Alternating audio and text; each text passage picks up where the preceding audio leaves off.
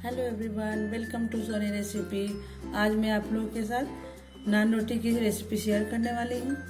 इसको बनाना बहुत ही आसान है और इसमें टेस्ट भी बिल्कुल रेस्टोरेंट में जैसे हम खाते हैं वैसा ही टेस्ट आता है। तो चलिए इसको बनाना शुरू करते हैं। इसको बनाने के लिए सबसे पहले 1 कटोरी मैदा ले लेंगे। आपको जितना नान रोटी बनाना है मैदा भी उसी हिसाब से आप इसको डबल कर सकते हैं। अगर आपको ज़्यादा बनाना है तो बाकी क्वांटिटी भी हम डबल कर देंगे। तो सबसे पहले 1 कटोरी देखिए मैदा लिया है। इसमें 1 छोटी चम्मच हम बेकिंग पाउडर डाल लेंगे। 1 छोटी चम्मच हम इसमें बेकिंग सोडा भी डाल लेंगे।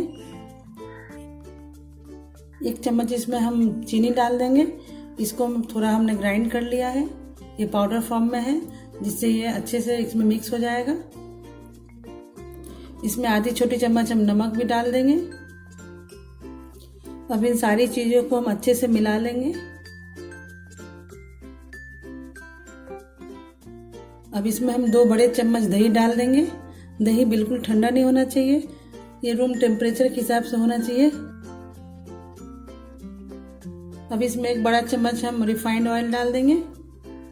अब इन सारी चीज़ों को हम अच्छे से हाथों से मिला लेंगे।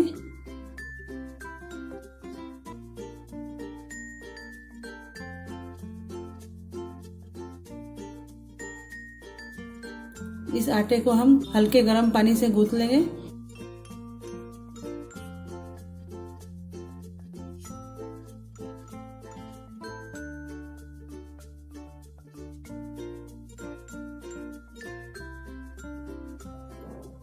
आटे को हम थोड़ा नरम गूंथेंगे, जैसा कि हम रोटी बनाने के लिए आटा गूंथते हैं उससे थोड़ा ज़्यादा नरम गूंथ लेंगे इसको।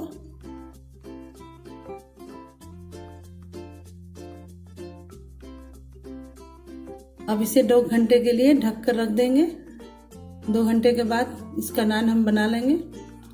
ऐसे तो नान रोटी हम अगर 10-15 मिनट में भी बनाएं तो ये बन जाती है, लेकिन अगर 1.5-2 घंटे के लिए अगर हम इसको रख दें तो ये बहुत ही अच्छी फूलती है।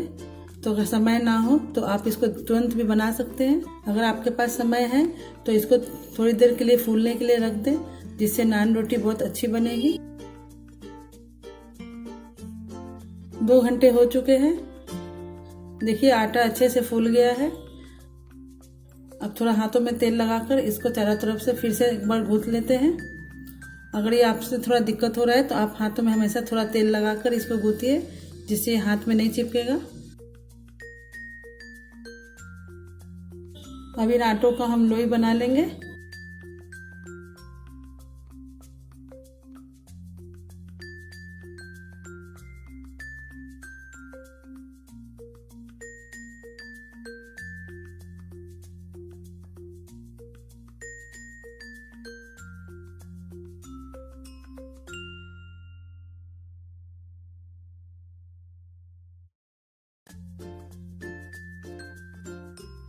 इस तरह से देखिए हम सारी रोटियों को बेल लेंगे।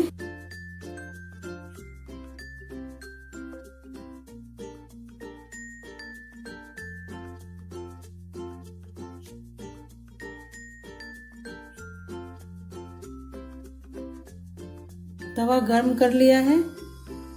इसके लिए नॉन स्टिक तवा लिया है। आप चाहे तो नॉर्मल तवा में भी बना सकते हैं, क्योंकि नान रोटी किसी भी तवे में आराम से बन जाती है।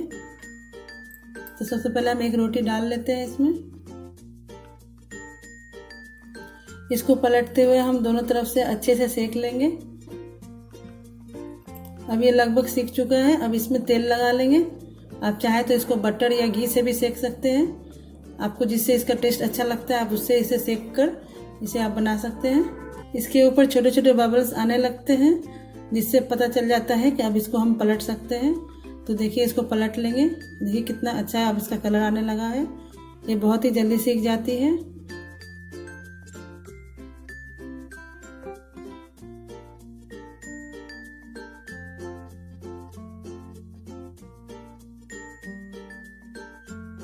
तवा अगर बड़ा है तो इसमें एक साथ 2-3 भी सेका जा सकता है, तो इससे ये जल्दी बन जाता है। साइज में छोटे होने के कारण इसको बेबी नान भी कहा जाता है।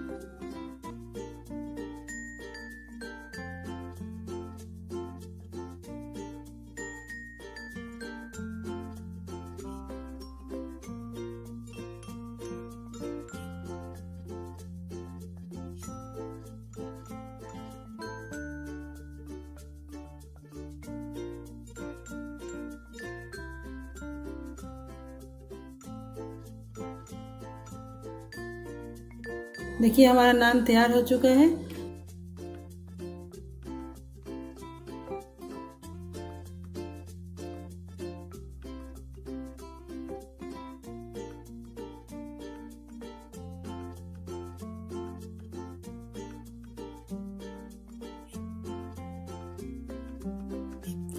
नान रोटी बनकर तैयार है। आप इसे वेज या नॉन वेज किसी भी चीज़ के साथ इसको सर्व कर सकते हैं।